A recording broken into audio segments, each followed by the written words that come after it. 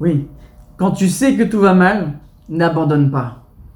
Hachem, c'est là qu'il va te relever. C'est quand tu es dans l'épreuve. Fais un pas vers Hachem, c'est là qu'Hachem il va te sauver.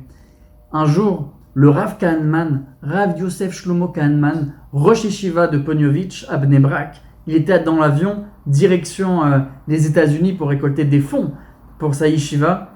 Il était à côté d'un vieillard, un petit peu mchon, les frérots. Et voilà que, au moment du déjeuner, déjà quand on lui dit bonjour, bonjour, il va lui faire un bonjour froid. Shalom, shalom.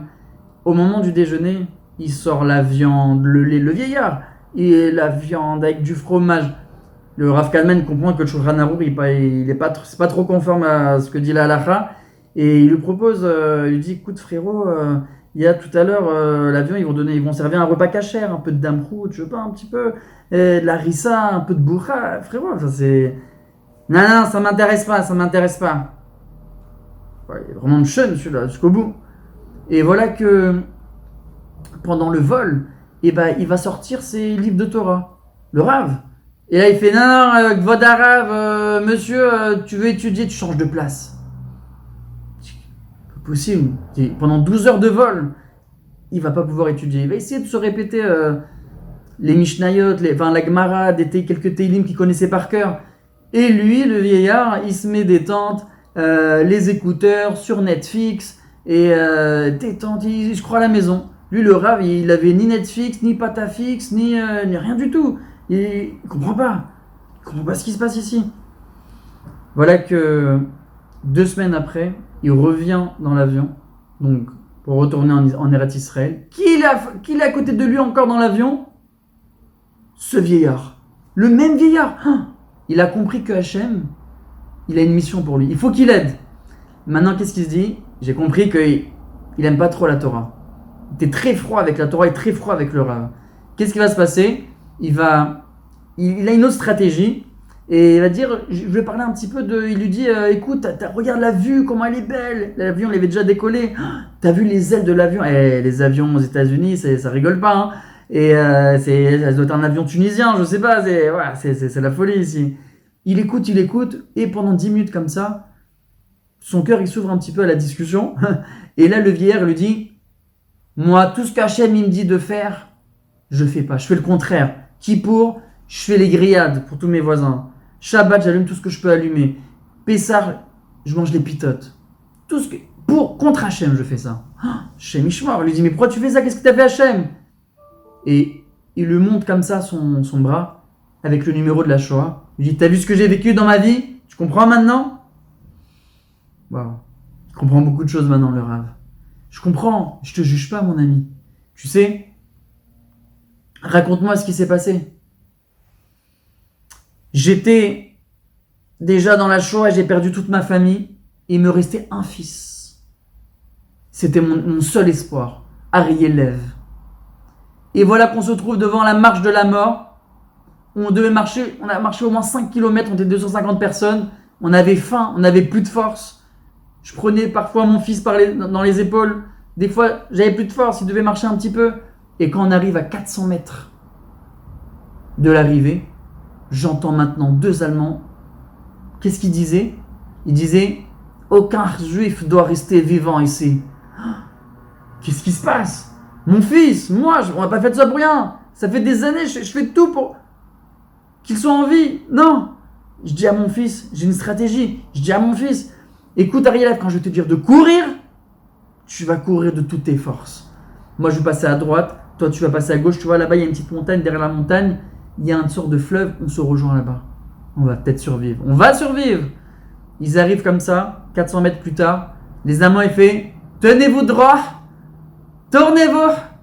Et là, il se tourne. Il comprend que c'est quoi se tourner? C'est fini. Et là, il dit, le papa, de toutes ses forces, Ariel Lev, cours! Et là, vous savez ce qui s'est passé? Tout le monde a paniqué, tout le monde a commencé à courir. Lui, il va à droite, il va à gauche, ils essaient de se rejoindre, sauf que maintenant, un Allemand, il va tirer sur Ariel Lev. Il tombe, il est touché. Et le papa, il commence à pleurer, il commence à courir 10 minutes, et là, il voit un tank. Et là, il voit les Américains, là, il voit les soldats. Ils sont venus les sauver. Il dit au Rav Kahneman, pourquoi Hachem il a enlevé mon fils quelques minutes avant la fin de la guerre? Pourquoi? Alors moi aussi, je veux tout lui enlever, Kippour, Rosh Hashanah, etc., Shabbat, tout. Rav Kahneman prend sa tête comme ça et dit, aïe, aïe, aïe. L'épreuve que tu as eue, moi, je ne pouvais pas la surmonter. Je ne peux pas la surmonter. Sache que si tu arrives à la surmonter, que tu as réussi à la surmonter jusqu'à maintenant, c'est que tu as une grande neshama aussi grande que le soleil. Non, non, non, non, j'ai rien du tout, j'arrive pas, Rav, j'arrive pas. Et elle a commencé à pleurer. Elle fait, non, non, non, écoute, tu veux aider ton fils, tu veux faire du bien à ton fils, jeudi, Bezrat Hashem, au Kotel, en Israël, il va avoir un grand Kaddish mondial avec tous les disparus de la Shoah, etc. Viens faire Kaddish. Elle fait, non, je veux pas, Rav. Finalement, il a accepté. Finalement, jeudi arrive, il lui a laissé son numéro, le Rav, il appelle. Et voilà que, je dis, Rav, vous êtes là, je suis au Kotel. Oh, t'es là, mais c'est magnifique, comment Hachem il va être content. Quoi? Non, non, non, non, pas Hachem, ton fils il va être content. Ton fils, je veux pas faire tes cheveux, non, non. Parce qu'il voulait pas faire tes cheveux, alors il lui disait, non, c'est pour ton fils. Il arrive comme ça, le Rav, il lui donne une kippa, vous savez, kippa de Hérode, là, de l'hôtel, un peu stylé. Il fait, non, non, je veux pas la kippa, je veux pas faire tes cheveux. Non, non, non, mais c'est obligé pour le Kaddish, c'est obligé. Ok, donne. Ils vont maintenant, il y avait des centaines de personnes. C'était rempli. Il y avait là-bas des chassidim, un chazan qui chauffait un petit peu tout le monde avec des belles prières.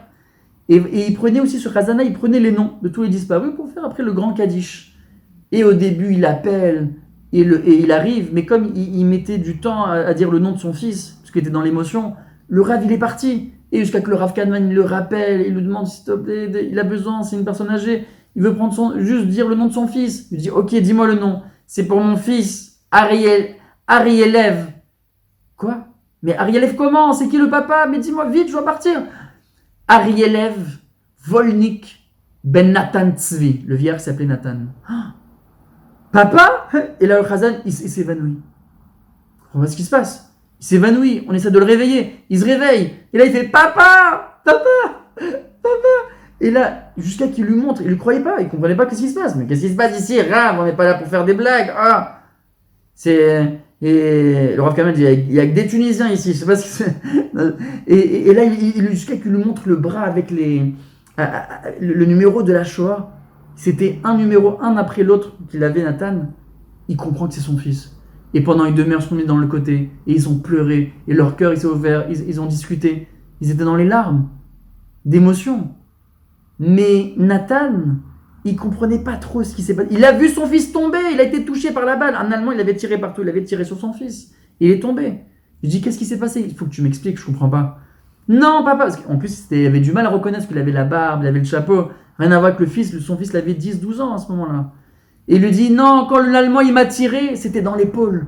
Et quand je suis tombé, il y avait les Allemands tout autour qui tiraient. Je savais que si je disais, aïe, c'était fini, ils allaient tirer sur moi, c'est fini pour moi. Et quelques minutes après, j'ai vu qu'il y avait les Allemands, les Américains qui sont venus nous sauver. Et j'ai demandé de l'aide et je suis parti à l'hôpital. Et après, quand j'ai été sauvé, guéri, je suis parti en Eretz Israël, j'ai fait Malia, je suis devenu un frère. T'es grand-père, j'ai des enfants, je me suis marié. Waouh. Derrière la mitzvah, la petite mitzvah qu'il a fait, mes amis, de quoi on apprend cette histoire? On apprend que oui, il était dans l'épreuve, mais quand tu es dans l'épreuve, il suffit de faire un petit pas vers Hachem, un seul pas. Regardez, il a juste fait une mitzvah après des années. Et ben, il a fait un petit pas vers Akadosh Baruch Hu, de faire un Kaddish, une mitzvah. Et voilà que toute la délivrance, elle s'est dévoilée à ce moment-là. Il a découvert son fils, il a découvert qu'il était grand-père. Vous imaginez la joie qu'il avait? Bah, vous aussi dans votre vie, quand vous êtes dans l'épreuve, rapprochez-vous d'Hachem, même un tout petit peu, c'est là que vous allez avoir la délivrance, et c'est ça que je voulais vous transmettre aujourd'hui. Et accrochez-vous, ne lâchez rien, je vous dis au prochain épisode. À bientôt, Bezrat Hachem.